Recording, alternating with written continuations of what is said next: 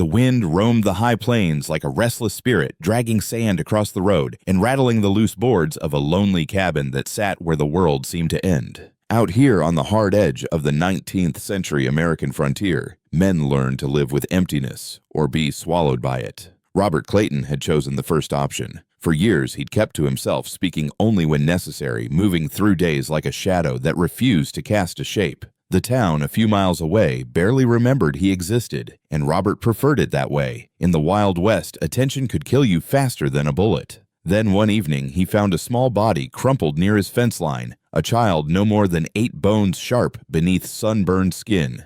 An Apache girl, starving, silent. Her eyes lifted to his, and Robert felt something tighten in his chest. Not fear, but recognition, as if she had been sent from a part of his life he'd tried to bury. Helping her would invite suspicion, hatred, violence. Turning away would invite something worse. And Robert Clayton, a man who swore he'd never open his door to trouble again, took a step toward her anyway. Before we ride deeper into this story, tell me, where are you listening from today, and what time is it there? I love reading your comments, and if you enjoy heartfelt cinematic Wild West tales like this, please subscribe so you won't miss the next chapter. Robert carried the girl as if she were made of glass, light, fragile, and too quiet. Her hair was dark and tangled with dust, and her cheek rested against his coat without resistance. She smelled of dry wind and smoke and something else, something old like the inside of a long-shut trunk. His cabin wasn't much. One main room,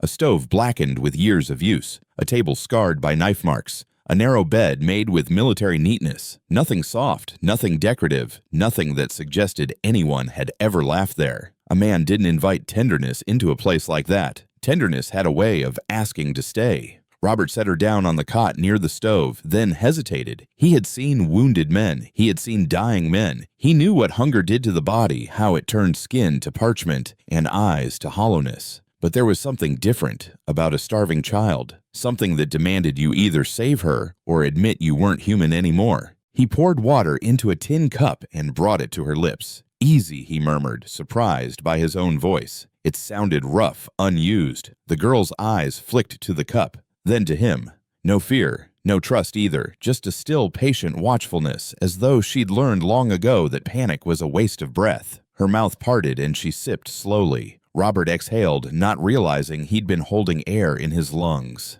"All right," he said softly. "That's a start." He moved to the cupboard, his motion stiff with uncertainty. Beans, flour, a bit of salted pork, coffee, the staples of a man who expected nothing from life except survival. He lit the stove, the flame catching with a familiar hiss, and set a pot to warm. As he worked, his mind kept circling the same dangerous question. Why was she here? An Apache child didn't simply wander alone onto a settler's land, especially not this far from the usual trails, unless she had been separated, lost, or Robert's jaw tightened, or driven. He glanced at her again. She sat upright now, though it seemed to cost her. Her hands were small dirt beneath the nails' knuckles scratched raw. Around her neck was a thin cord, and beneath the cord, something tucked inside her shirt. A pouch. His eyes narrowed. In the West, a small pouch could hold anything, herbs, charms, or a message meant for the right hands. He forced himself to look away. Curiosity could be a sin out here. When the beans were ready, Robert mashed them down, thinned them with water, and brought the bowl to her. "Eat slow," he warned. "Your belly's been empty too long." She took the spoon, but instead of digging in like most hungry children would, she looked at him again like she was making a decision. Then she began to eat in small, careful bites. Robert watched, and a memory slid in like a knife.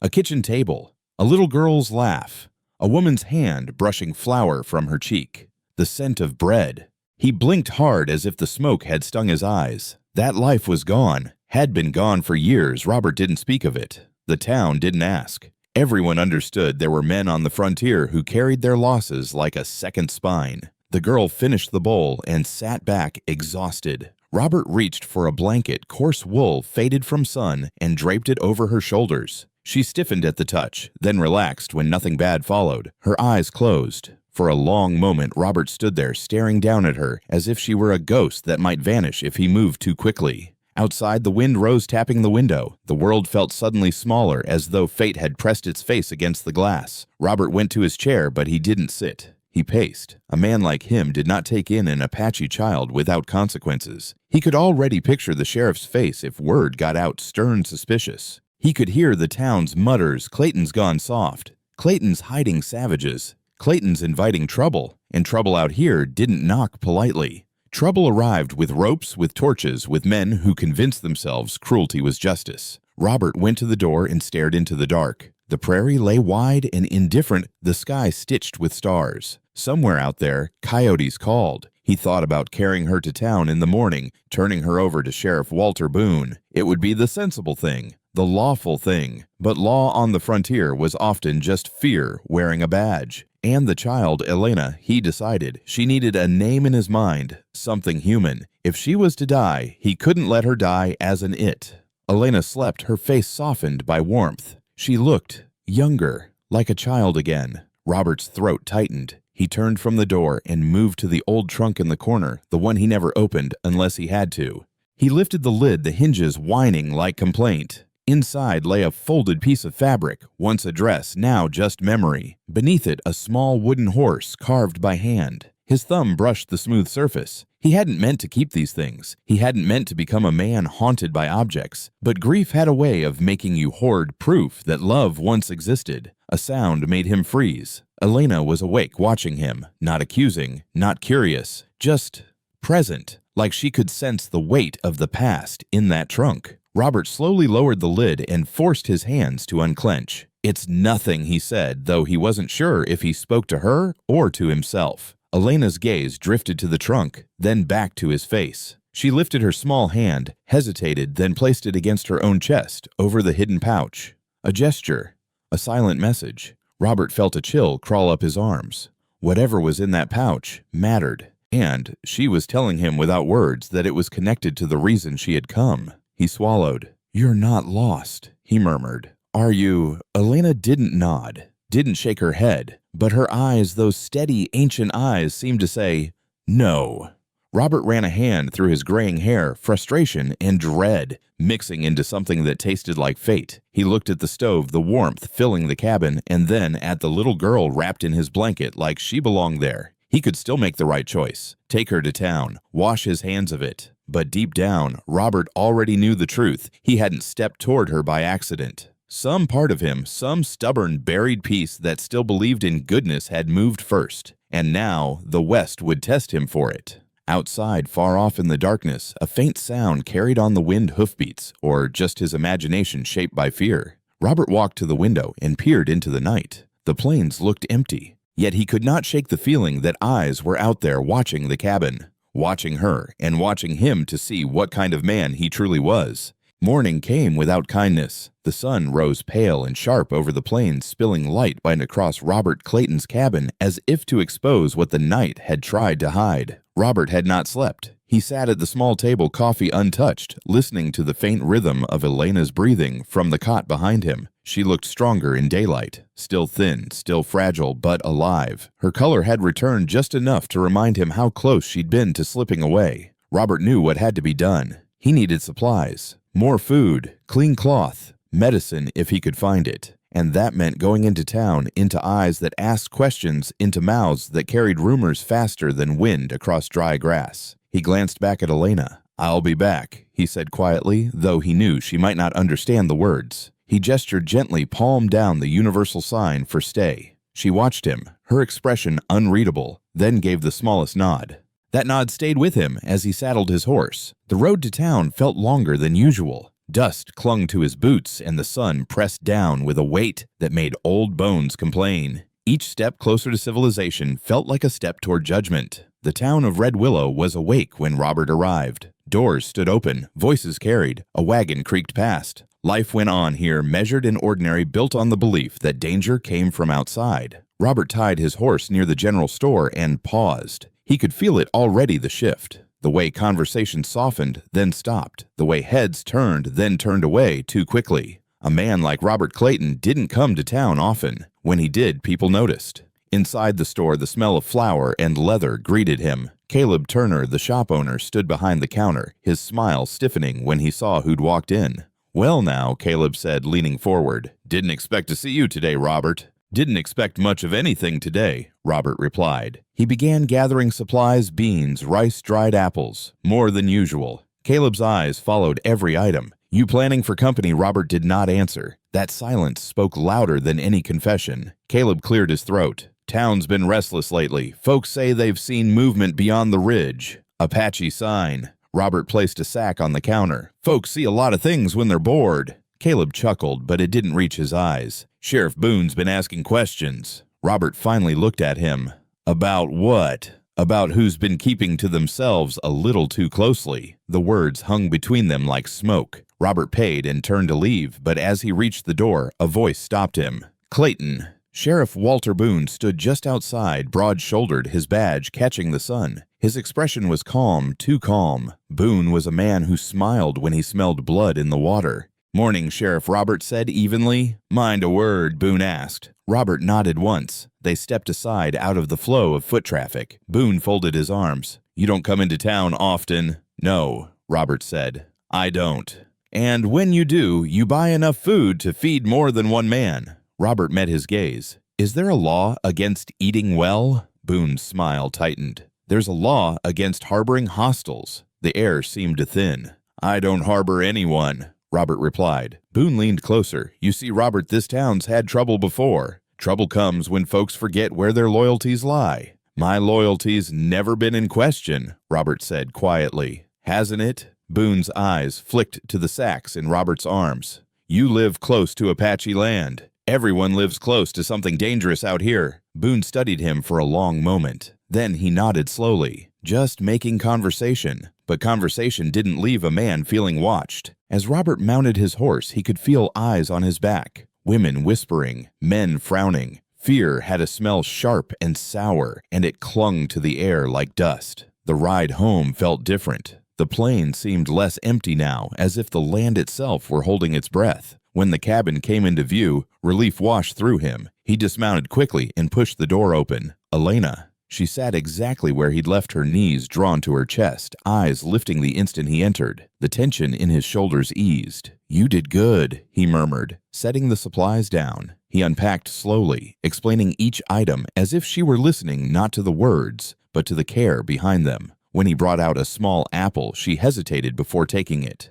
Then she did something unexpected. She broke it in half. She held one piece out to him. Robert stared. No, he said, startled. That's yours. She didn't withdraw her hand. Something in his chest cracked open. He took the apple, his fingers brushing hers. The contact was brief, but it carried weight. Gratitude, trust, a shared moment in a world that offered few. As she ate, Robert noticed her gaze drift again to the trunk in the corner, then to the door, then back to him.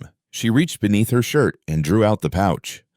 This time she didn't hide it. The leather was worn smooth, tied with a simple knot. Symbols were etched into it, marks Robert didn't recognize but which felt deliberate, important. Elena held it between them, then pressed it gently into his palm. His heart thudded. What is this? She didn't answer, but her eyes asked something of him. Trust. Robert closed his fingers around the pouch. It felt heavier than it should. Before he could speak, a sound cut through the quiet.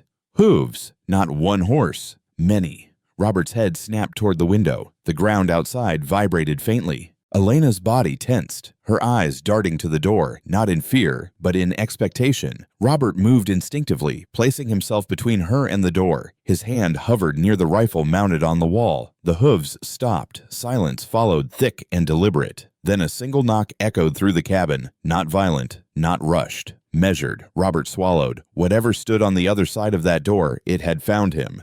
And this time, the West would not pretend to look away. Robert did not move right away. The knock had been calm, almost polite, but it carried a weight that pressed against his ribs. He stood between Elena and the door, the pouch still warm in his hand, his mind racing through a dozen possibilities and finding comfort in none of them. Another knock followed, slightly louder, patient. Elena's eyes lifted to his face, not afraid, not pleading, simply watching. Robert leaned down and whispered, "Stay behind me." She nodded once. He crossed the room, every step deliberate, and opened the door. The porch was empty. The plain stretched wide and silent, beyond the cabin grass bending in the breeze. No riders, no weapons, no shadows moving where they shouldn't. For a long second, Robert wondered if exhaustion had played tricks on him. Then he looked down. A single object lay on the wooden boards near the threshold, a small bundle wrapped in cloth tied with rawhide, carefully placed,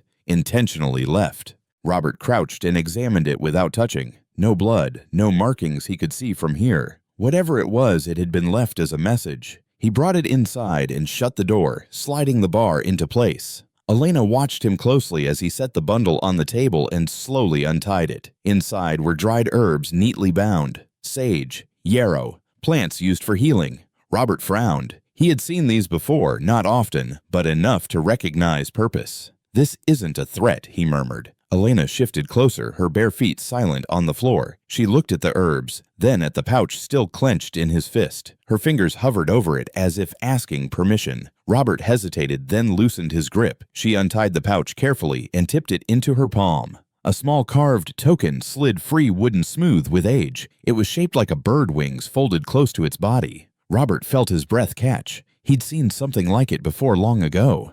A symbol. Not of war, but of return. Of a child sent ahead, of trust placed in uncertain hands. "Why me?" he asked quietly. Elena did not answer with words. Instead, she reached for his hand, slowly giving him time to pull away if he wished. When he didn't, she turned his palm upward and placed the bird there. Her other hand pressed gently against his chest. The meaning was clear enough, because you would not turn away. The realization struck deeper than fear ever had. Robert sat heavily in his chair, the weight of it all settling into his bones. This was no accident, no random crossing of paths. Elena had been sent to him, and that meant others were watching. That night, the wind rose hard and sharp. Robert kept the lamp low and the rifle close, listening to every creak of the cabin, every distant sound. Elena slept fitfully, murmuring in a language he did not know. At some point, she cried out, not loud, but sharp with terror. Robert was at her side in an instant. "It's all right," he said, steadying her shoulders. "You're safe."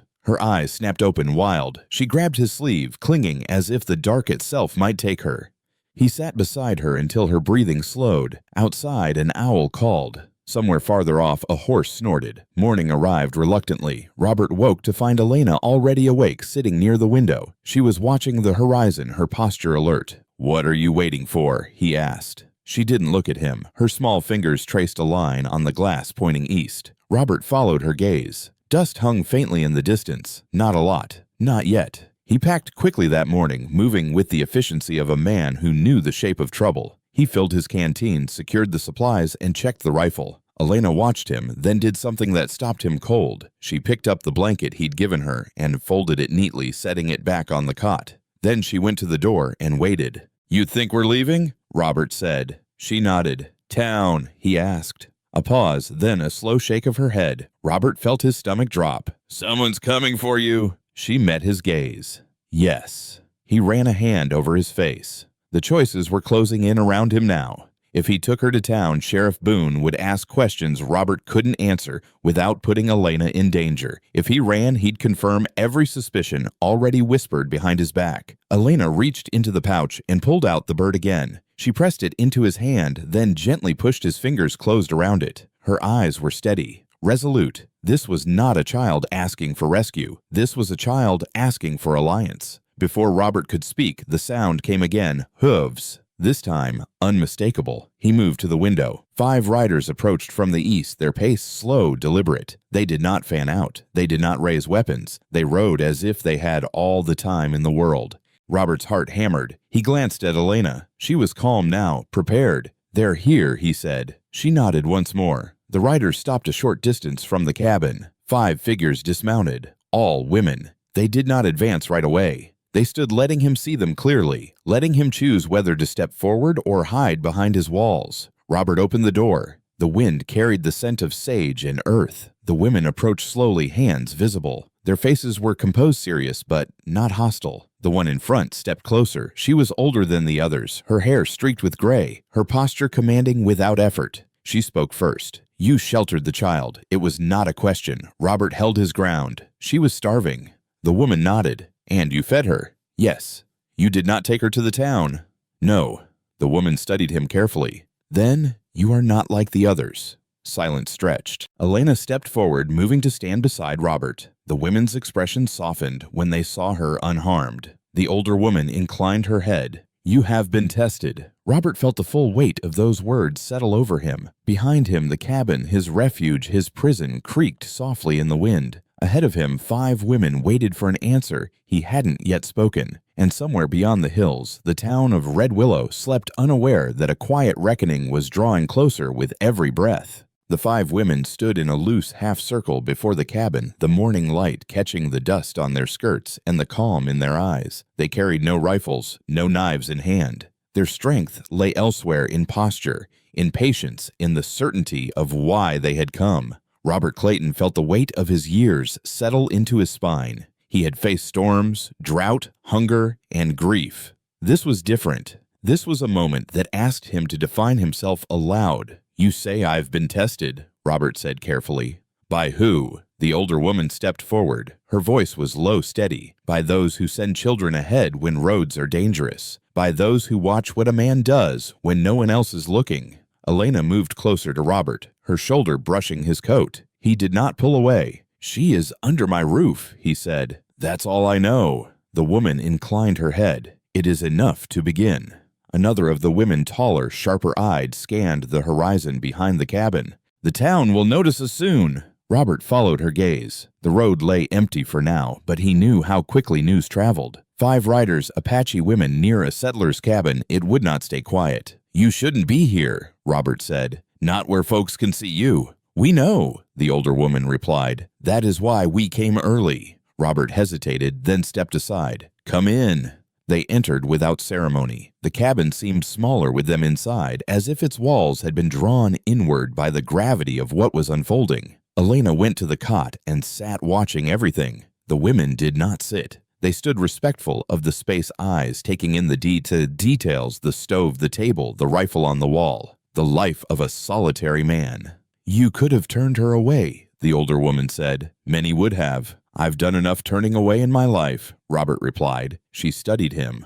"Loss, yes. Then you understand what it means to protect what remains." A knock sounded suddenly at the door. Robert's breath caught. Not loud, not aggressive, familiar. Robert Margaret Finch's voice carried through the wood, thin, worried. The Apache women stiffened, but the older woman raised a hand. "Calm." Robert moved to the door and opened it a crack. Margaret stood on the porch, her shawl pulled tight, eyes darting past him. "I saw riders," she whispered. "People are talking. Sheriff Boone's already asking who's been out this way." Robert closed his eyes briefly. "You shouldn't have come." "I couldn't not," she said. "Whatever you're mixed up in." Her gaze slipped past him, catching a glimpse of the women inside. Her hand flew to her mouth. "Oh," she breathed. Robert stepped outside and pulled the door shut behind him. "They're not here to hurt anyone." Margaret's eyes shone with fear. "That's not how the town will see it." "I know." She reached for his sleeve. "Robert, please."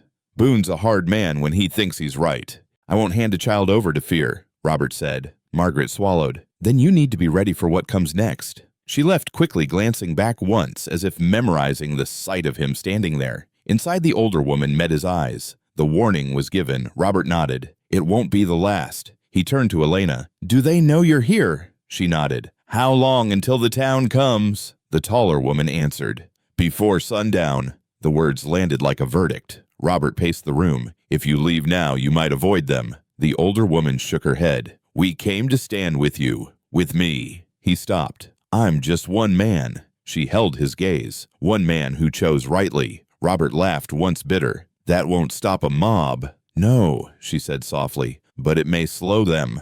Outside, the wind shifted. The scent of dust and heat thickened. Robert made a decision. "We won't wait here," he said. "If Boone comes, he'll bring men, guns, fear. This cabin turns into a cage." He gathered supplies, quickly, his movements purposeful. "There's a ravine west of here, hard to reach, out of sight." The women exchanged glances. The older woman nodded. "Lead." They moved out in silence, keeping to low ground, Elena close at Robert's side. The land seemed to fold around them, offering cover in shallow dips and stands of scrub. Behind them, far off, a shout carried on the wind. Robert did not look back. They reached the ravine by late afternoon. The sun hung heavy shadows stretching long. From here, the road was hidden, the cabin only a memory. Elena sat beside Robert on a rock, her small hand resting on his knee. He looked down at her, at the quiet courage in her eyes. "You're braver than you should have to be," he said. She tilted her head as if considering. Then she smiled, small, fleeting, but real.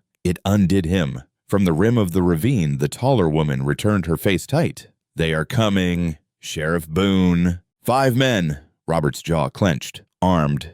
"Yes." The older woman stepped beside him. "This is where the road divides." Robert understood. If he ran now, he might save himself. If he stayed, he might lose everything he had left. He thought of the apple shared, the bird in his palm, the choice made when no one was watching. He squared his shoulders. "I'll go speak to them," he said. The women watched him carefully. The older woman reached out and pressed the bird token back into his hand. Then, "You will not stand alone." Robert climbed from the ravine and walked toward the sound of approaching voices. Dust rose ahead. Shapes formed men on horseback hats, low rifles visible. Sheriff Boone rode at the front. Robert stopped in the open hands, empty heart, steady. Boone reined in his horse. "Clayton," he called. "You're a long way from town." Robert lifted his chin. "So are you." Boone's eyes narrowed. "We've had reports." "I'm sure you have." "Step aside," Boone said. "Let us see who you're hiding." Robert did not move. The men behind Boone shifted uneasy. Boone's voice hardened. "This is your last chance." Robert felt the ravine behind him, the lives waiting there. He thought of the line he could no longer cross back over. "No," he said quietly. "It isn't."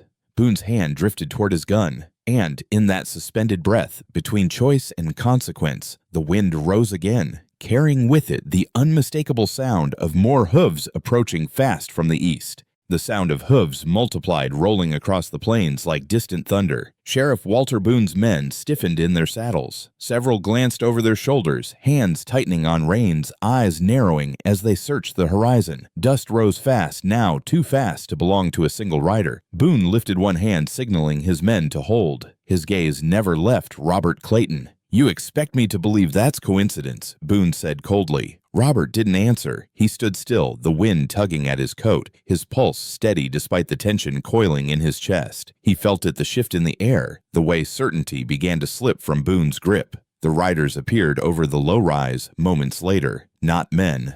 Women. 5 more figures on horseback, riding with controlled urgency, their movements precise, purposeful. They slowed as they approached, forming a loose line behind Boone's men, not threatening, not submissive, simply present. Boone turned in his saddle, disbelief flashing across his face. What in God's name? The older Apache woman stepped forward from the ravine's edge, emerging into full view beside Robert. Her posture was unyielding. "You have come armed to take what is not yours," she said, her voice carrying clearly across the open ground. "That is not law. That is fear." Boone laughed sharply. "This is American land. It was Apache land long before your law learned its own name," she replied. A murmur rippled through Boone's men. This was not how these encounters usually went. There was no screaming, no chaos, just calm resistance. Robert felt Elena's presence behind him, like an anchor. He did not turn, but he knew she was watching, listening. Boone drew a breath, forcing control back into his tone.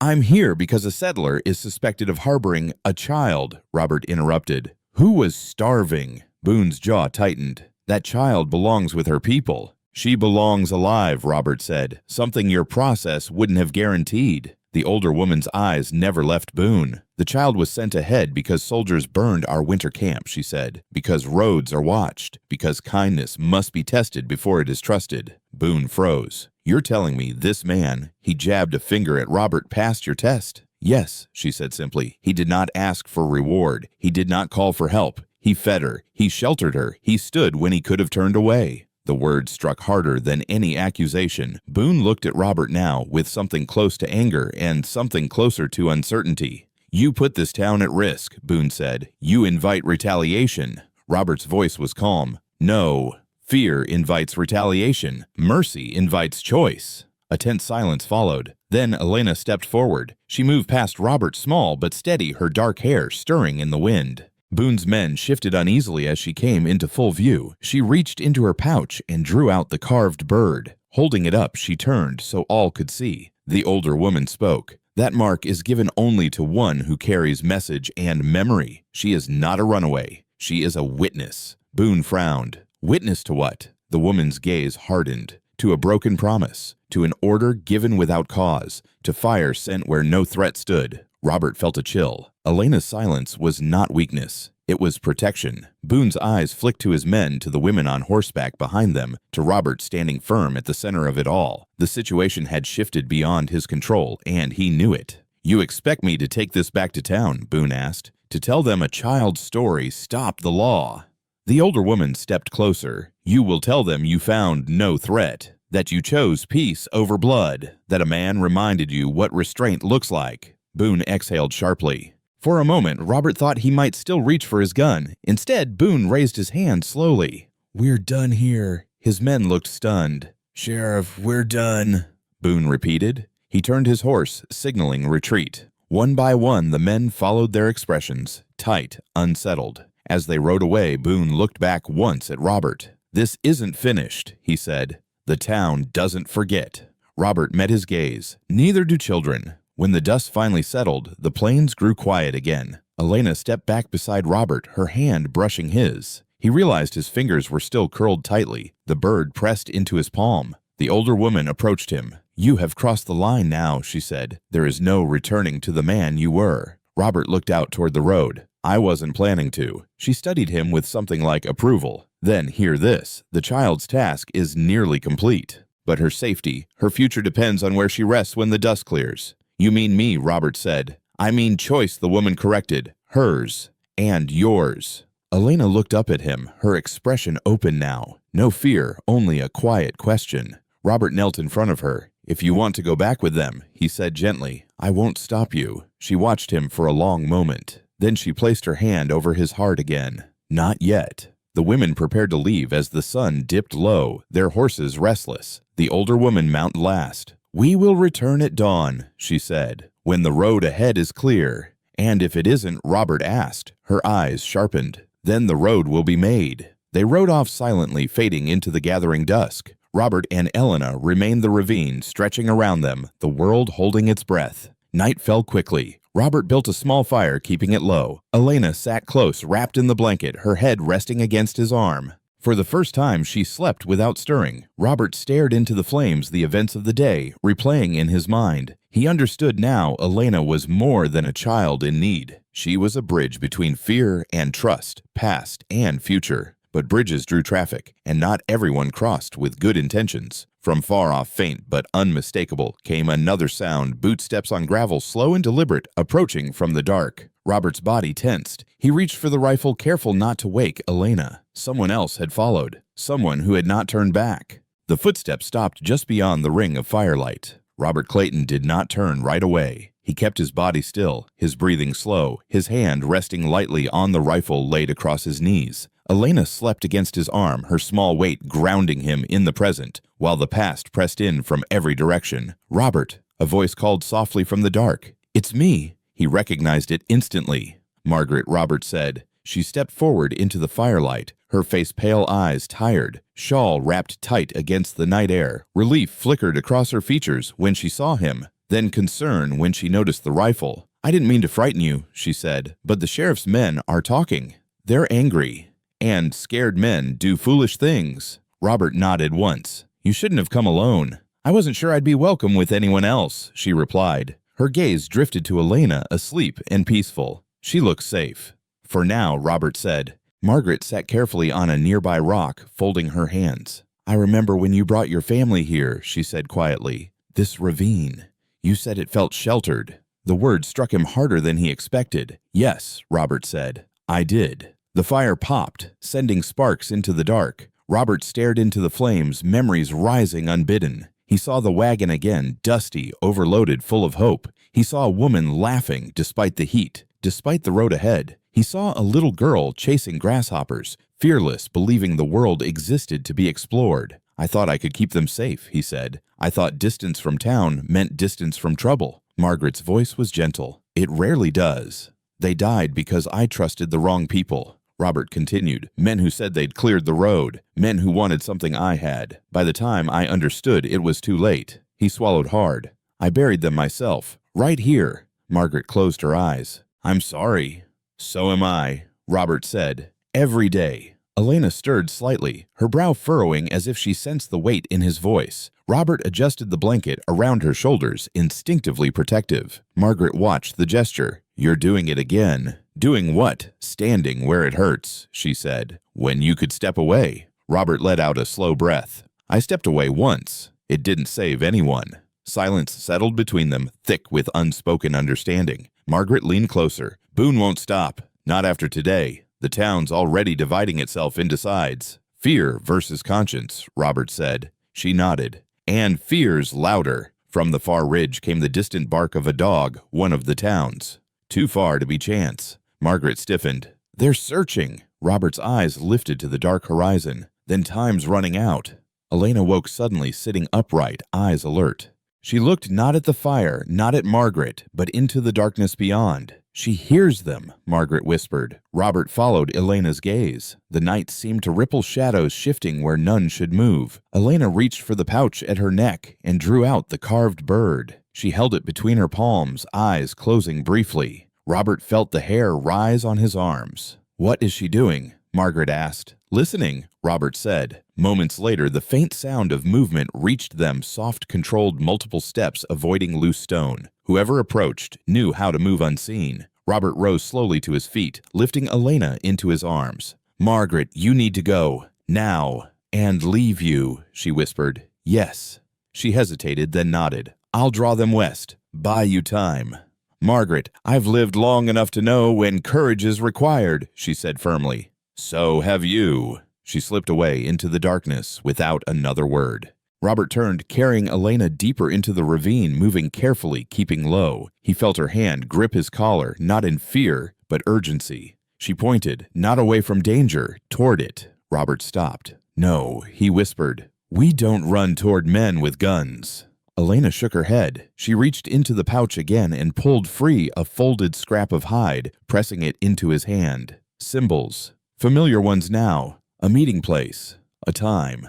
"They're not here for you," Robert realized. "They're here for this." Elena nodded. A voice cut through the night. Clayton Sheriff Boone's voice echoed off stone, closer than Robert expected. "Come out," Boone called. "Let's finish this like civilized men."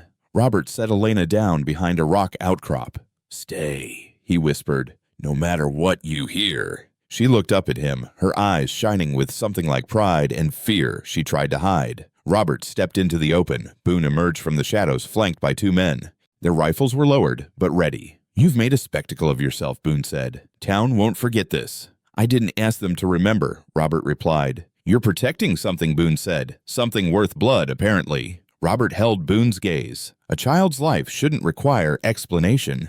Boone laughed softly. "Everything does, sooner or later." Behind Boone, movement flickered, shapes shifting where the ravine narrowed. Boone noticed too late. From the shadows stepped the Apache women, silent and resolute, forming a line between Robert and the armed men. Boone swore under his breath. "You planned this." "No," Robert said. "I answered it." Elena stepped forward, then her small figure emerging from cover. Boone's eyes widened. "She's the key," Boone said slowly. "Isn't she?" Elena lifted the bird, holding it high. The older Apache woman spoke from the line. "She carries truth, and truth does not kneel." Boone's men shifted nervously. The balance trembled. Boone exhaled anger and calculation warring in his eyes. "You leave me no choice." He raised his hand, not toward his gun, toward the hills. A single shot rang out in the distance, sharp, deliberate. A signal. Robert's blood ran cold. From beyond the ridge came answering shouts. More men were coming, and they were not interested in listening. The signal shot echoed and died, leaving behind a silence so tight it felt like it might snap. Robert Clayton did not move. He stood between the armed men and the line of Apache women, his shoulders squared, his heartbeat steady in a way that surprised even him. Fear was there, sharp, undeniable, but it had been given a shape now, and shape could be faced. Sheriff Boone lowered his hand slowly, a thin smile pulling at his mouth. "It's done," he said. "They're on their way." From the hills came distant voices, men calling to one another, the scrape of boots on stone. Not many yet, but enough. Enough to tip the balance from tense to dangerous. The older Apache woman turned her head slightly toward Elena. The child stood still, the carved bird lifted in her small hand, her chin raised. The wind tugged at her hair as if urging her forward. Not yet. The The woman murmured in their language. Elena closed her fingers around the bird and nodded. Boone noticed the exchange. "You think you can bargain your way out of this?" he asked. "You think stories and tokens matter when men are afraid. They matter most." "Then," Robert said. Boone's eyes flicked to him. "You're not a hero, Clayton." Robert's voice was calm. "I never said I was." The shouts drew closer. Shapes moved along the ridge. Townsmen, rifle-slung faces set with the kind of resolve that came from rumor and half-truth. Robert took a breath and spoke loud enough to carry. "This ends now." Boone laughed. "You don't decide when things end." Robert looked past Boone to the men approaching. He raised his empty hands. "Listen to me," he called. "Before someone makes a mistake they can't take back." The men slowed, uncertain. Fear hated pauses. Boone turned anger flashing. "Keep moving." But the older Apache woman stepped forward, then her presence commanding in its restraint. "We will not fight you," she said clearly. "We came to return what was taken." Boone scoffed. "And what's that?" She gestured to Elena. The child stepped forward. She moved slowly, deliberately, until she stood between both sides, too small for the space she occupied, too quiet for the danger pressing in. Robert's chest tightened. "Elena," he said softly, "come back." She looked at him once, not frightened, determined. She lifted the bird high, then reached into her pouch and drew out the scrap of hide. Unfolding it carefully, she held it up for all to see. Marks and symbols caught the morning light. Boone frowned. "What is that? A record," the older woman said. "Of fire set where no fight stood. Of names given by men who believed no one would remember." A murmur ran through the townsmen. One man shifted uncomfortable. Another squinted at the markings, recognition dawning. "That mark," someone said. "I've seen that mark." Boone's jaw tightened. "Enough." Elena's voice cut through the tension, soft but clear. She spoke a single word in English. "Burned." The sound of it struck like a dropped plate, small, sharp, impossible to ignore. She pointed to the symbols, then to Boone, then to the hills. The truth moved among the men like a slow wind. Some looked away. Some looked at Boone with questions they hadn't dared to ask before. Boone stepped forward, his voice hard. "This is nonsense. A child's tale." Elena did not retreat. She took one more step forward, lifting the bird and pressing it into Boone's chest. The contact was gentle. The effect was not. Boone froze. For a heartbeat, no one breathed. Then Boone's hand rose, not to strike, not to draw a gun, but to push the bird away. It fell to the ground between them. Robert moved instinctively, stepping forward, but the older Apache woman raised a hand. "Wait!" Boone exhaled sharply. "Get her out of here," he snapped to his men. No one moved. The men on the ridge had stopped entirely now, confusion spreading through their ranks. Fear had lost its singular direction. Elena bent and picked up the bird. She turned not toward the women, but toward Robert. She walked to him and placed the bird in his palm once more. Her fingers lingered. Then she turned back to face the crowd. She lifted her chin and spoke again, her voice stronger now. "Witness." The word carried. Robert understood then. This was not about rescue. This was about exposure. The older Apache woman spoke quietly, but the ravine carried her voice. "She will go with us at dawn, but the truth she carries will remain. You have seen it. You cannot unsee it." Boone stared at Elena, then at Robert. "You think this ends with daylight?" Robert met his gaze. "No," he said, "but it might begin." A man near the back lowered his rifle. Another followed. The sound was small, but it spread. Boone saw it slipping. Control. Certainty. "Go home," Boone said abruptly. "All of you." Some hesitated. Then slowly the men turned away, their steps heavy, unsettled. Boone lingered, his eyes burning into Robert. "You've changed the ground under our feet." Robert nodded. It was already shifting. Boone mounted his horse without another word and rode off the last to leave. The ravine fell quiet. Elena swayed suddenly, the strength that had carried her forward, draining away. Robert caught her just in time, lifting her into his arms. "She's done too much," he said, alarmed. The older woman approached, her face softened now. She carried what she must. The rest can wait. They moved together toward the fire as the sky lightened with the first hints of dawn. Elena slept again, her head against Robert's chest. The bird clutched loosely in her hand. Robert stared at the horizon, the weight of the night settling into something like resolve. At dawn, she would leave. He knew that now. But as the light crept over the hills, Robert also knew something else, something Boone had been right about. This was not finished. Because truth, once spoken, had a way of demanding more than one witness. And somewhere beyond the waking town, men who had not turned back were already deciding what came next. Dawn arrived quietly, as if unwilling to disturb what the night had unsettled. The sky softened from charcoal to pale gold light, sliding down the ravine walls and settling on the small circle of people who remained. The fire had burned low, reduced to embers that glowed like a memory rather than a threat. Robert Clayton sat with Elena in his arms, her breathing slow and even. She slept deeply now, the kind of sleep earned by courage, pushed past its limit. The carved bird rested against her chest, rising and falling with each breath. The 5 Apache women stood nearby, watching the horizon. They had not slept. None of them had. When the sun finally crested the hills, the older woman turned toward Robert. Her expression was neither stern nor gentle, but resolved. "She will wake soon," she said. Robert nodded. His voice felt rough when he spoke. "You said she would go with you at dawn." "Yes." The word landed with a quiet finality. Robert looked down at Elena. In the new light, she looked younger again, like the child she was. The weight in his chest shifted, becoming something sharper than fear. "You're asking me to give her back," he said. "We are asking you to release her," the woman corrected. "There is a difference." Robert exhaled slowly. "And if she doesn't want to go?" The woman studied him. "Then we listen." Elena stirred, then her brow furrowing as she woke. She opened her eyes and immediately looked at Robert, as if checking to see if he was still real. "Morning," he murmured. She sat up, rubbing her eyes, then noticed the women waiting. Her shoulders straightened. She knew what this moment was. The older woman knelt in front of her. They spoke quietly in their language, soft, rhythmic, intimate. Elena listened without interruption, her small hands clenched in the blanket. When it was over, Elena looked at Robert. The silence stretched. "You don't have to stay," Robert said carefully. "You don't owe me anything." Elena's gaze dropped to the bird. She turned it over in her hands, then stood and walked toward the older woman. For a moment, Robert's heart sank. Then Elena turned back. She reached out and took Robert's hand. The contact was simple, final, heavy with meaning.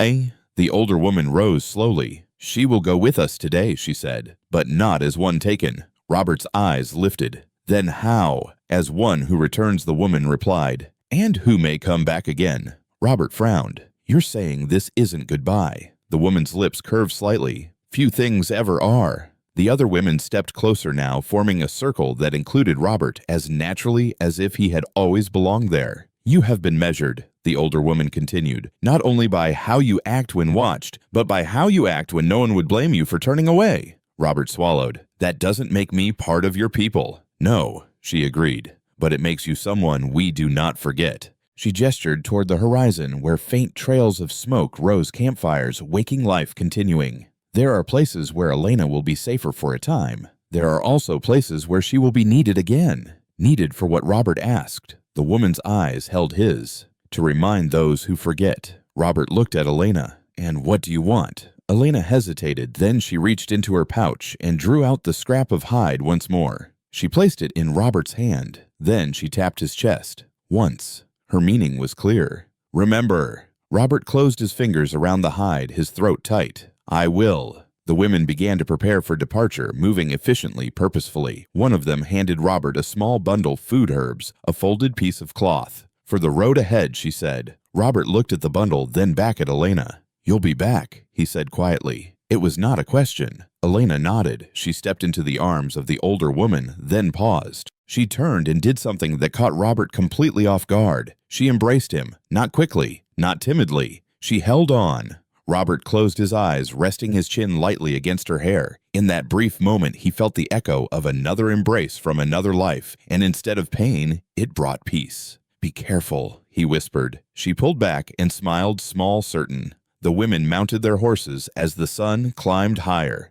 Elena rode with the older woman, seated securely, her posture proud. Before they turned east, the older woman looked back at Robert. "The town will test you again," she said. "Truth unsettles those who profit from silence."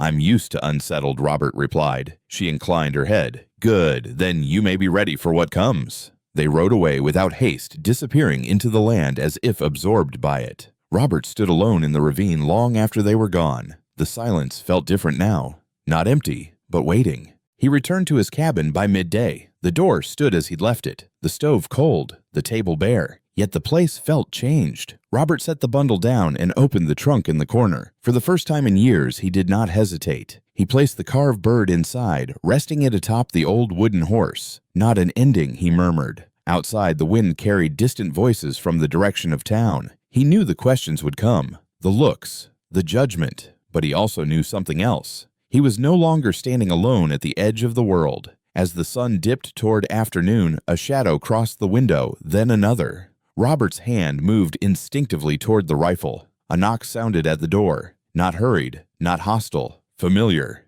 Mr. Clayton, a young man's voice called. "Sheriff Boone sent me." Robert closed his eyes briefly, then stepped forward. Whatever the town had decided overnight, it had found its way back to him.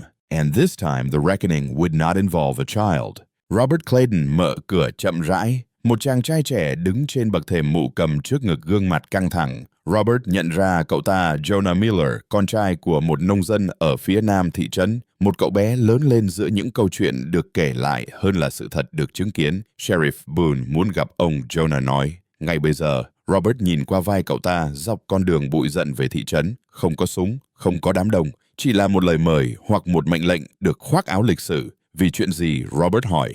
Jonah nuốt khẩn. Người ta đang nói đủ thứ. Ông biết đấy, về đêm qua, về những người phụ nữ, về đứa trẻ. Robert gật đầu. Vậy thì tôi nên đến. Họ cười ngựa trong im lặng. Thị trấn Red Willow hiện ra dẫn những mái nhà thấp con đường chính, trải dài như một vết sẹo quen thuộc. Nhưng hôm nay không khí khác lạ. Người ta đứng thành từng nhóm nhỏ thì thầm rồi im bặt. Khi Robert đi ngang qua, sự tò mò có mùi. Nó sắc và khô như bụi. Tại văn phòng cảnh sát, Sheriff Boone đứng bên cửa sổ quay lưng lại. Khi Robert bước vào, Boone không quay lại ngay. Ông đã gây ra một buổi sáng dài, Boone nói. Tôi cũng có, Robert đáp. Boone quay lại, ánh mắt mệt mỏi hơn là giận dữ. Người ta muốn câu trả lời. Họ nên hỏi đúng người, Robert nói. Boone nhếch môi. Họ nghĩ ông là đúng người. Boone ra hiệu cho Jonah rời đi. Cánh cửa đóng lại, để lại hai người đàn ông đối diện nhau, mọi người đại diện cho một kiểu trật tự khác nhau. Có ai bị thương không? Robert hỏi. Boone lắc đầu. Chưa, vậy thì tôi không xin lỗi. Boone thở dài, kéo ghế và ngồi xuống. Ông biết thị trấn này vận hành thế nào. Nó cần những câu chuyện đơn giản. Sự thật hiếm khi đơn giản, Robert đáp. Và vì thế, nó nguy hiểm, Boone nói. Đêm qua, ông để một đứa trẻ đứng giữa những người đàn ông có súng. Ông để những người phụ nữ Apache nói ra những điều mà người ta đã cố quên. Không, Robert nói. Tôi để họ được lắng nghe. Boone nhìn ông thật lâu. Ông có biết điều gì xảy ra khi những điều bị chôn vùi trời lên không? Robert nhớ đến ánh mắt của Elena khi cô bé nói từ duy nhất đó. Burned. Có, ông nói. Tôi biết. Tiếng gõ cửa vang lên. Boone mở cửa. Caleb Turner và Margaret Finch đứng ngoài cùng vài người khác, những gương mặt quen thuộc căng thẳng. Chúng tôi nghe nói có chuyện cần nói rõ, Caleb lên tiếng. Boone nhìn Robert. Tôi nghĩ ông nên tự nói. Robert bước ra giữa phòng. Ông không đứng trên bực, không giơ tay. Ông chỉ đứng thẳng và để giọng mình điềm tĩnh. Đêm qua Robert nói tôi đã giúp một đứa trẻ đang chết đói. Tôi không hỏi nó đến từ đâu trước khi cho nó ăn. Tôi không hỏi nó thuộc về ai trước khi cho nó trú. Một người phụ nữ thì thầm. Ông che giấu tôi bảo vệ, Robert cắt ngang. Có khác nhau. Caleb cầu may. Ông đưa chúng tôi vào nguy hiểm. Robert quay sang Caleb. Không, chúng ta đã ở trong nguy hiểm từ lâu rồi. Chỉ là chúng ta gọi nó bằng tên khác. Margaret bước lên một bước. Tôi đã thấy đứa bé, bà nói. Nó không phải mới đe dọa. Một người đàn ông khác lên tiếng giống gạt gỏng. Vậy còn những câu chuyện về lửa về lệnh từ trên? Robert nhìn Boone. Sheriff Boone im lặng một nhịp quá dài. Sự im lặng ấy làm nhiều điều vỡ ra. Boone thở ra. Có những mệnh lệnh được đưa ra trong thời gian mà người ta nghĩ không ai sẽ hỏi lại. Đêm qua đã đặt câu hỏi. Caleb lắc đầu. Ông đang nói gì vậy? Tôi đang nói, Boone đáp, rằng có những việc chúng ta không nên làm nữa. Một làn sóng thì thầm dâng lên. Không phải đồng thuận mà là bối rối. Và bối rối là khởi đầu của thay đổi. Robert cảm thấy cái nhìn đổ dọn về phía mình không còn là nghi ngờ thuần túy mà là mong đợi. Điều đó khiến ông nặng lòng hơn cả sợ hãi. Đứa trẻ đâu rồi, ai đó hỏi. An toàn, Robert nói. Và đó là tất cả những gì các người cần biết. Boone gật đầu. Chuyện này kết thúc ở đây. Nhưng Red Willow không kết thúc mọi chuyện dễ dàng như thế. Khi Robert rời văn phòng, ông thầy Jonah đứng chỗ ngoài kia mắt sáng lên. Họ đang bàn tán, cậu nói. Nhưng không giống mỗi khi, không giống thế nào, Robert hỏi. Như thế họ đang tự hỏi mình, Jonah đáp. Robert cười ngựa về cabin khi mặt trời đứng bóng. Trên đường một vài người gật đầu với ông, vài người quay đi. Thế cân bằng mỏng manh đang hình thành. Tại cabin, Robert tìm thấy một vật đặt trước cửa, một bó thảo mộc mới buộc gọn gàng. Không dấu vết, không lời nhận. Ông mỉm cười khẽ. Không phải tạm biệt. Đến chiều tiếng vó ngựa vang lên lần nữa. Lần này không phải tự thị trấn. Robert bước ra tay không. Một người đàn ông lạ mặt dừng lại cách đó vài bước, áo khoác sầm, ánh mắt lạnh. Robert Clayton, hắn nói. Có người muốn nói chuyện với ông, không phải Sheriff Boone. Vậy là ai? Người đàn ông nhếch môi. Những người không thích khi quá khứ bị đào lên. Robert nhìn về phía chân trời nơi Elena đã rời đi. Ông hiểu rồi, sự thật đã bắt đầu lận. Và có những kẻ sẽ làm mọi thứ để dập tắt nó. Bảo hộ Robert nói giọng trầm, và chắc tôi vẫn ở đây. Người đàn ông cười nhạt. Tốt, vậy thì họ sẽ đến. Và khi vó ngựa xa dần, Robert Clayton biết rằng lựa chọn của mình đã bước sang một chương khác, nơi sự can đảm không còn là đứng trước đám đông mà là đứng vững khi bóng tối quay lại trong im lặng. The stranger's horse vanished into the dust, leaving Robert Clayton standing alone before his cabin. The afternoon light felt thin, now stretched tight like a wire pulled too far. Robert did not move for a long moment. He listened to the wind in the grass, to the distant creak of wood, to the quiet hum of a place pretending nothing had changed. But everything had. He went inside and closed the door, sliding the bar into place. The gesture was automatic, a habit learned when safety depended on preparation rather than hope. He set the rifle against the table within reach and poured himself a cup of water, though his hands did not shake. Those who do not like the past being uncovered. He knew that kind of man. They did not ride with badges. They did not shout in public. They hired others to do the shouting for them and paid for silence with favors land protection. Robert sat and waited. By dusk, the knock came.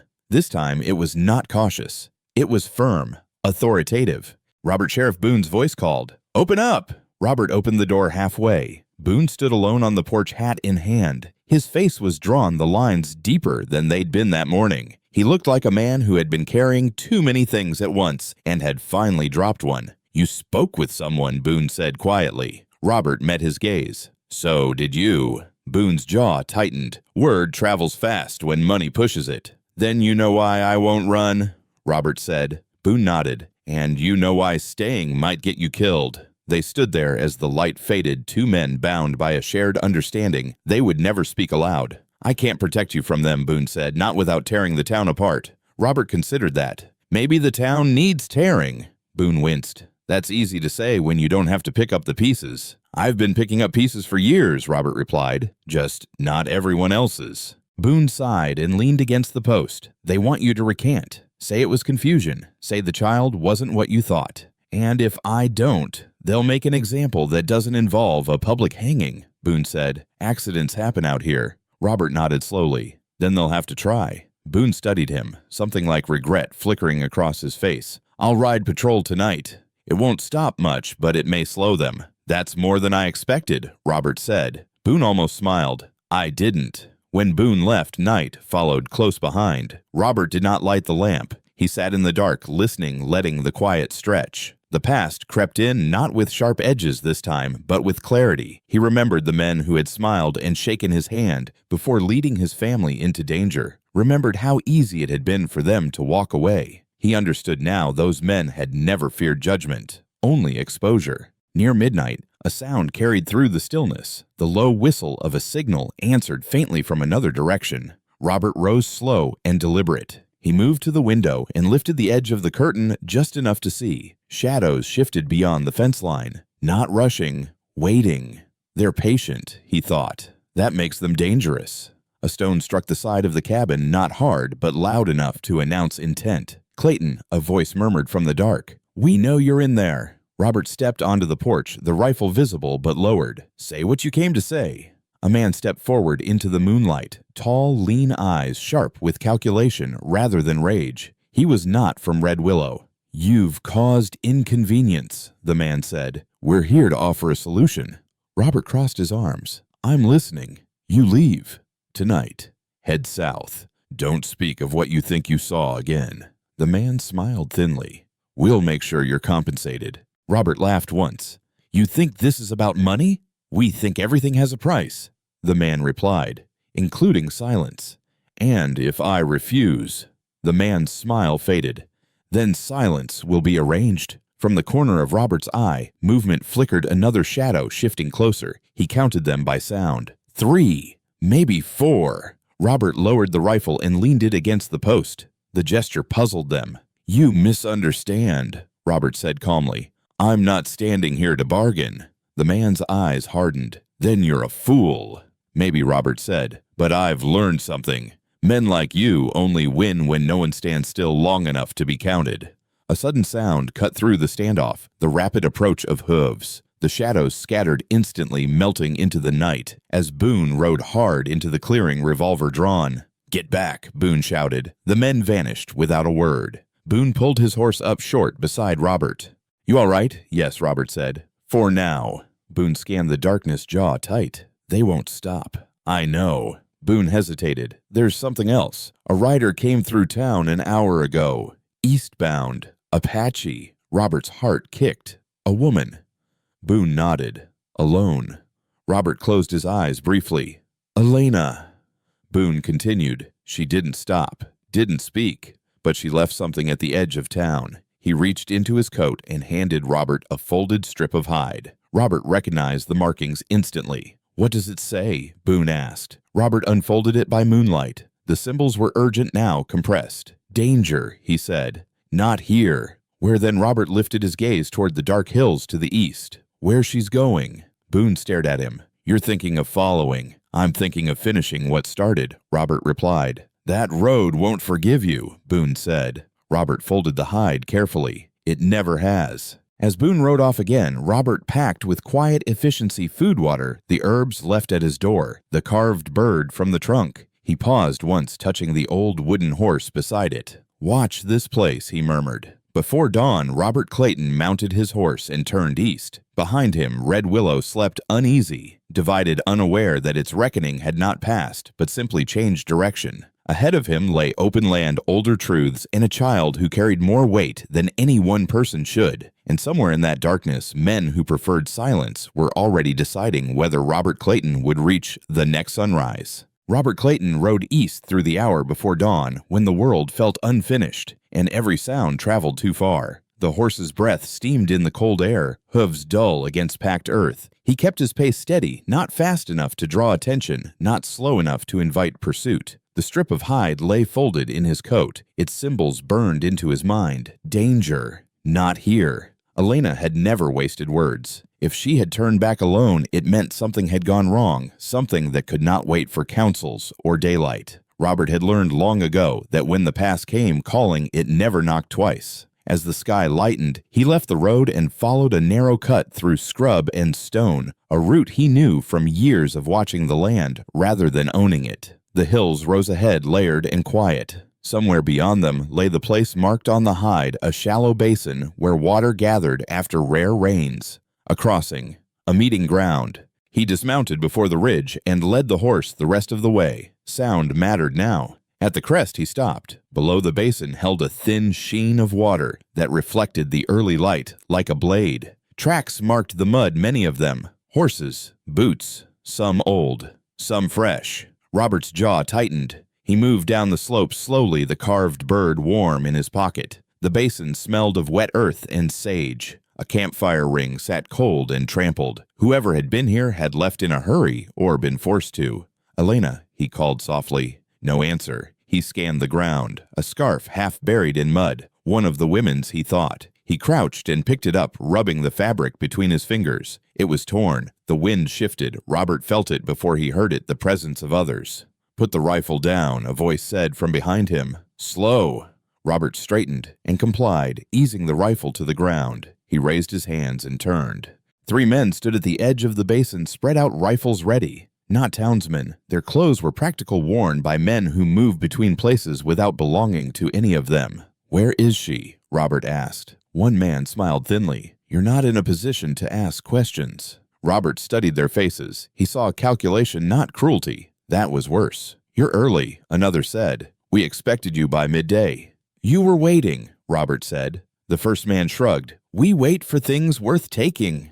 A fourth figure stepped forward from the rocks, a woman. Robert's breath caught. She was Apache, her posture rigid with controlled anger. Blood darkened the sleeve of her dress. Her eyes met Robert's without surprise. "She sent you," the man said. "That was a mistake." Robert kept his gaze on the woman. "Where is the child?" The men exchanged glances. "She ran," one said. "Slippery little thing." The woman spoke then, her voice steady despite the pain. "She did not run." Robert felt the truth of it settle in his bones. The first man's smile thinned. She hid. Same difference. Robert lowered his hand slowly. Then you're already behind. The man laughed. Bold words. I'm not bargaining, Robert said. I'm buying time.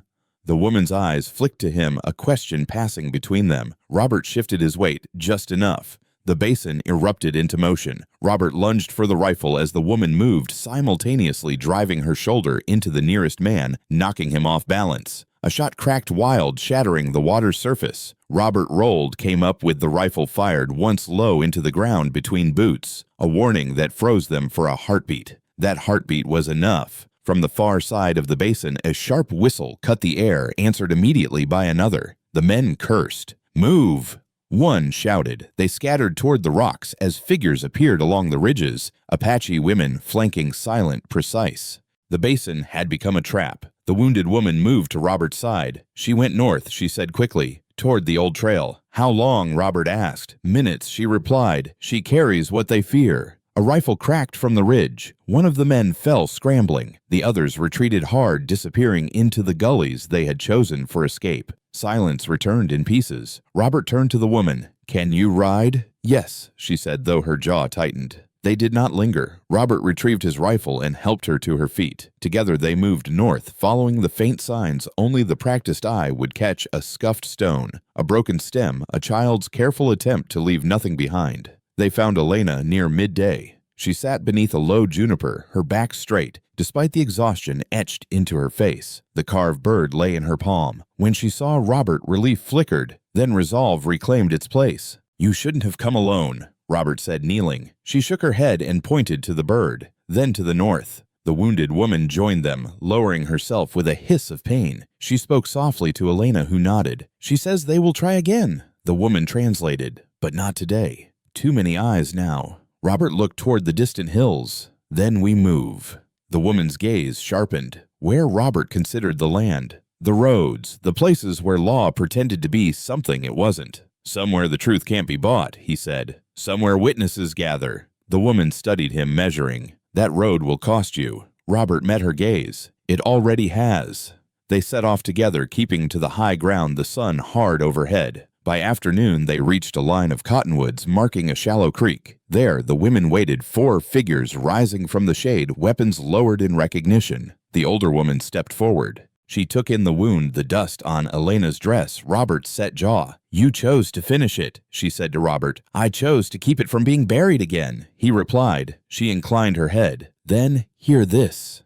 The child's path leads beyond our lands now, to a place where words are written, not whispered. Robert nodded. I know. The older woman turned to Elena, touching her forehead gently. Elena closed her eyes, breathing in. When she looked up, her gaze returned to Robert. This time she did not take his hand. She handed him the bird. Robert's throat tightened. You'll need it. She shook her head. You will. The older woman spoke quietly. She asks you to carry it where she cannot yet go. Robert closed his fingers around the bird, feeling its weight anew. I will. The women prepared to move, fanning out, guarding the edges. Elena mounted with the older woman, then leaned down and pressed her forehead to Robert's, briefly a gesture of trust, of bond. As they turned away, the older woman looked back once. From here, she said, you ride alone. Robert watched them disappear into the trees, the creek swallowing sound. Alone again. He mounted and turned west toward roads that led to rooms with desks and papers and men who believed distance absolved them. Behind him, a branch snapped. Robert's hand went to the rifle as he wheeled. A single rider emerged from the trees, dusty hat low.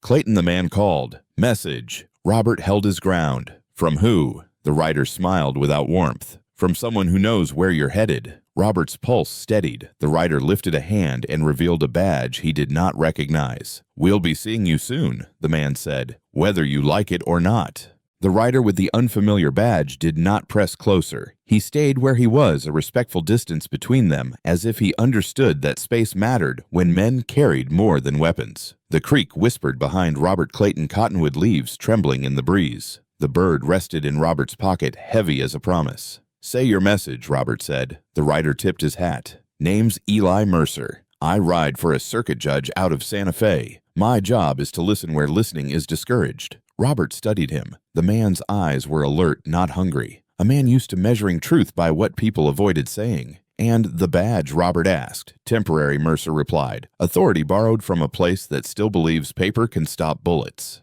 Robert almost smiled. "Paper stops lies better than bullets ever have." Mercer's mouth twitched. "That's what the judge says. He also says witnesses matter." Robert felt the ground shift beneath his boots, not fear this time, but possibility. "You know where I'm headed. I know where you should be headed," Mercer said. "But roads change when people don't." Mercer dismounted slowly and held out a folded document sealed but worn. "An invitation," he said. "To speak. Not today. Soon." Robert did not take it yet. "And if I refuse?" Mercer shrugged. "Then the men who prefer silence will keep spending money to make it permanent." Robert reached out and took the paper. The seal cracked easily. Inside was a brief summons, names, dates, a place where testimony was recorded rather than buried. "You'll have company," Mercer added, some of it surprising. "Surprise doesn't bother me anymore," Robert said. Mercer nodded. "Good, because the town you left behind has been talking." Robert turned west, imagining Red Willow under the sun porches. Occupied glances exchanged, courage measured in whispers.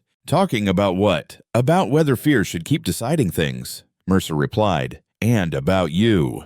Robert folded the summons and tucked it into his coat beside the bird. "I'm not a leader." Mercer smiled. "That's usually who people trust." They parted without ceremony. Mercer rode south, melting into the land. Robert mounted and headed west, choosing the longer road that skirted settlements and crossed ground he knew would test his patience and his resolve. By late afternoon, he reached a way station, nothing more than a broad porch, a pump, and a stable that smelled of hay and sweat. He dismounted to water the horse, his back to the building. "You came?" a voice said. Robert turned. Sheriff Boone stood beneath the porch roof, hat low, his posture guarded but not hostile. Beside him stood Margaret Finch, hands clasped, eyes steady, and behind them, unexpectedly, Caleb Turner, the shopkeeper, his mouth set in a line that looked like effort. "You shouldn't be here," Robert said. Boone shrugged. "Neither should you. Seems we're even." Margaret stepped forward. "We heard you were riding west." Caleb cleared his throat. "Heard wrong things, too. Thought we'd see for ourselves." Robert studied them one by one. Boone's eyes carried fatigue and something like resolve. Margaret's carried compassion sharpened by anger. Caleb's carried conflict, fear, wrestling with conscience.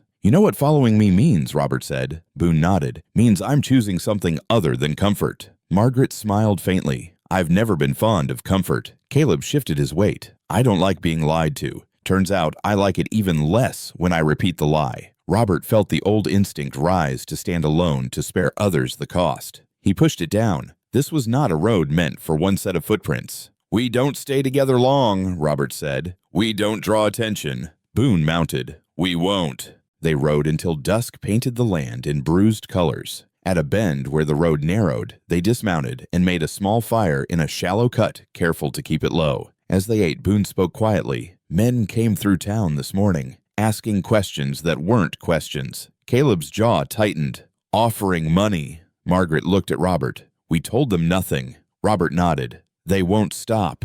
Boone stared into the flames. "Neither will we." Silence settled, companionable, deliberate. Above them, stars began to appear. Later, when the fire burned down, hoofbeats approached. Boone stood first hand near his sidearm. Robert rose slowly, rifle lowered. A rider emerged, dusty, travel-worn, a woman this time. She reined in and lifted her hands to show she carried nothing. "Message," she said. Her accent was Eastern clipped. "For Robert Clayton." She dismounted and handed him a second paper, this one creased and marked. "From the judge's clerk." She added, "Urgent." Robert read by firelight. The ink was smudged, the tone unambiguous. "They are moving faster than expected. Witnesses are being pressured. We need you sooner." Boone swore softly. "Sooner means tonight." "Or never," Caleb said. Margaret placed a hand on Robert's arm. "What do you need from us?" Robert looked at them. Really looked. He saw not heroes, not saviors. He saw people choosing to stand when sitting would have been easier. "Truth," Robert said, "and patience." They broke camp before dawn, splitting at the fork where the road met the rail line. Boone took the northern cut to draw eyes. Margaret and Caleb rode south toward a farm that would offer cover. Robert continued west alone again, but not unsupported. By midday, he reached a rail stop, humming with movement. Freight men shouting, papers changing hands. He kept his head down and his pace unhurried. Inside the small office, a clerk looked up. Name, Robert Clayton. The clerk paused, then nodded and gestured him through. In the back room, the air smelled of ink and sweat. A man stood by the window, sleeves rolled, spectacles perched low. He turned. "Mr. Clayton," the judge said. "Thank you for coming." Robert inclined his head. "I brought what I could." The judge's eyes flicked to Robert's pocket. "I hear you carry something older than paper." Robert removed the bird and set it on the table. The judge did not touch it. He simply looked. "Witness," the judge murmured, "in a shape that survives fire." A knock interrupted them, urgent, sharp. A marshal entered, breathless. "Sir, there's trouble." The judge's jaw set. "Where on the platform?" "Men we don't recognize." Robert felt the familiar calm settle over him. The moment had come faster than expected. He slid the bird back into his pocket and lifted his rifle from his shoulder. "Then let's not keep them waiting," he said. As they moved toward the door, the judge placed a hand on Robert's arm. "Once you step out there, there's no stepping back." Robert met his gaze. "I know." The door opened. Noise flooded in, voices raised, boots, scuffing the tension of a crowd sensing a fault line. And somewhere in that noise, Robert Clayton knew, were men who believed silence could still be bought. They were about to learn how expensive it had become. The platform boiled with noise. Boots scraped wood. Voices rose and collided sharp with suspicion. A freight engine hissed nearby, releasing steam like a held breath finally let go. Robert Clayton stepped into it all with the calm of a man who had already lost everything once and would not lose it again to fear. Across the platform, 3 men stood together, hats, low coats neat despite the dust. They did not look like laborers. They looked like decisions made behind closed doors. One of them met Robert's eyes and smiled as if greeting an acquaintance. "That him," someone muttered. The judge moved to Robert's side, spectacles glinting. "Mr. Clayton," he said quietly, "we proceed with restraint." Robert nodded. Restraint was not silence. It was precision. A marshal raised his voice. "Clear the platform." The crowd hesitated, curiosity warring with caution. Then people began to move back, forming a rough semicircle that left the men exposed. The 3 strangers did not retreat. One stepped forward, palms open, in a show of reasonableness. "We're only here to ensure no misunderstandings," he said. "This town thrives on cooperation." "Cooperation thrives on truth," the judge replied. "And truth thrives on witnesses." Robert reached into his coat and removed the carved bird. The murmur swelled as people recognized the shape the symbol already whispered about along the line. He placed it on the crate beside him, plain wood against weathered wood so everyone could see. This was carried through fire. Robert said, his voice steady. It was carried when words could not be. It was carried by a child who learned early that silence can be armor. One of the men laughed softly. "Stories," he said. Nothing more. Robert did not look at him. He looked at the people behind, men and women who worked, who raised children, who paid the price when lies turned into policy. Stories become records when we choose to listen. The judge nodded to the clerk who unfolded papers and read names, orders signed, supplies, diverted camps, marked and erased. Each name landed like a stone, dropped into water. Ripples spreading across the crowd, the smiling man's expression tightened. "These accusations are documented," the judge said, "and corroborated." A shout rose from the far edge. "That's my brother's name."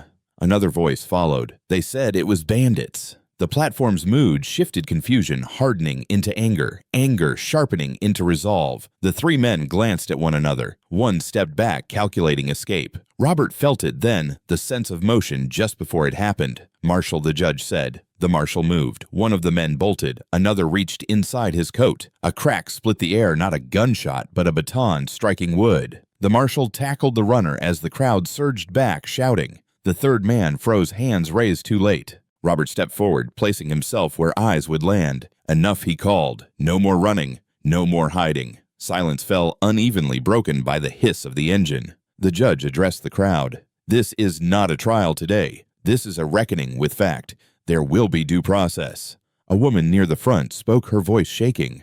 "What about the child?" Robert's throat tightened. He lifted the bird and held it against his chest. "She is safe," he said. "And because she spoke, others will be safer too." From the edge of the platform, Sheriff Boone emerged, dusty and tired, his badge catching the light. He looked at the restrained men, then at Robert. "I followed the north, cut," he said to the judge. "Brought what I could." He handed over a ledger. The judge took it, grim satisfaction flickering. The smiling man, no longer smiling, met Robert's gaze. "You think this ends us?" Robert answered honestly. "No.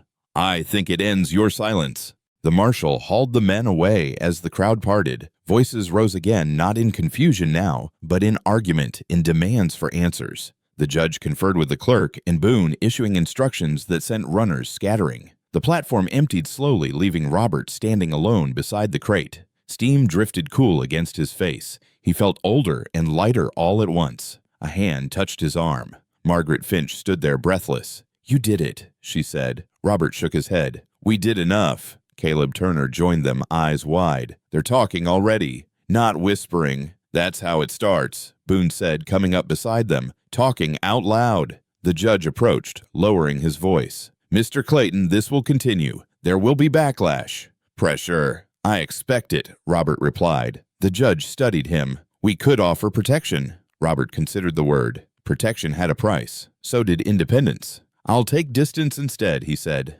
"For a while." The judge nodded. Wise. As the sun tipped toward afternoon, the platform returned to its rhythms. Robert turned to leave the bird secure in his pocket, the ledger's weight echoing in his bones. At the edge of the yard, a familiar figure waited, an Apache woman, mounted, her posture unmistakable. She did not dismount. She did not smile. Robert approached slowly. "She knows," the woman said without preamble. "The child knows." Robert exhaled. "Is she all right?" "Yes," the woman replied, "but the road ahead is not finished." She leaned forward and pressed something into his hand, a strip of hide newly marked. The symbols were different this time. Fewer, sharper. Robert read them once, then again. "Soon," he murmured. The woman inclined her head. "At the place where water turns." She turned her horse and rode away, swallowed by the yard's motion. Robert stood still, the hide warm in his palm. He understood now truth did not conclude. It invited continuation. Behind him, Boone called out. Clayton Robert turned. Boone's expression was grave. "You might want to leave before nightfall. Some men don't take public lessons well." Robert nodded. "I'll be gone." As he mounted and rode out, the town receded behind him, no longer a place of exile, not yet a place of home. The road stretched ahead, pale and uncertain, and, far to the east, beyond the places marked and unmarked, a child waited, older now than she had been, carrying less and yet more than before. Robert set his jaw and rode, because the final choice was not whether to speak, but whether to keep listening when the speaking was done.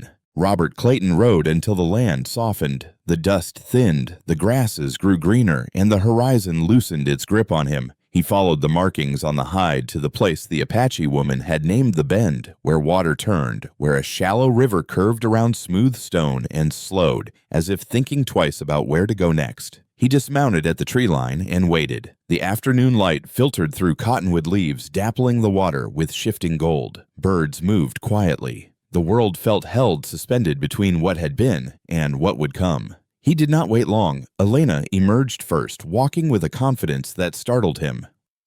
She was taller now, or perhaps he simply saw her more clearly. Her hair was braided neatly, her eyes steady. Behind her came the older woman and two others, their steps unhurried. Robert removed his hat. Elena stopped a few paces away and studied him as if measuring the man he had become since they last stood together. Then she smiled. It was not the smile of a child rescued. It was the smile of a person who had chosen her path. "You came," Robert said softly. She nodded. "You listened." The older woman inclined her head. "The road carried your words," she said. "They reached places fire could not." Robert felt the weight in his pocket, the bird warm from the ride. He drew it out and held it between them. "I brought this back," he said. "I think it belongs with you now." Elena shook her head. She reached out, turned the bird in his hand, and pressed it gently back against his palm. Then she closed his fingers around it. "No," she said quietly. "It belongs with the one who carried it when it was heavy." Robert swallowed. "I don't know how to keep it safe." Elena's gaze did not waver. "You already did." They sat by the water as the sun dipped lower. The women spoke of what followed, the platform of men questioned, of orders reversed, of camps rebuilt. Not justice in the way books promised, but repair in the way lives required. Robert listened more than he spoke. When dusk settled, the older woman stood. "There is a place near here," she said. "A crossing used by many. Stories pass through it. So do people." She looked at Robert. "You could stay, or you could go." Robert looked at the river. "Yitch." The water turned just as she had said, choosing neither bank entirely, touching both. "I've been alone a long time," he said. "Longer than I should have been." Elena tilted her head. "Being alone is not the same as standing alone." He smiled faintly. "I'm learning that." They walked together to a small rise overlooking the bend. A simple structure stood there, no walls, just a roof and a bench beneath it. A place to rest, a place to wait. The older woman gestured. Here you can watch and be watched, speak and listen, carry what must be carried and set it down when it's time. Robert felt a calm settle in his chest. Not relief, but alignment. Then this is where I stop riding. Elena stepped closer and took his hand. She pressed it to the bird once more. Then she leaned in and rested her forehead against his the way she had before. Witness, she said. Robert nodded. Always. Night came gently. A small fire was lit. Food was shared. Laughter surfaced quiet, surprised, real. The river murmured a constant companion. Later, as stars stitched the sky together, Elena sat beside Robert and asked a question she had not asked before. Do you miss them? She said. He knew who she meant. Yes, he said, every day. She considered that. Does it hurt the same? He thought of the ravine, the platform, the road. No, he said, it hurts differently, like something that reminds you you're alive. She nodded, satisfied. At dawn, people came, travelers, traders, families. Some paused, some asked questions, some simply drank water and moved on.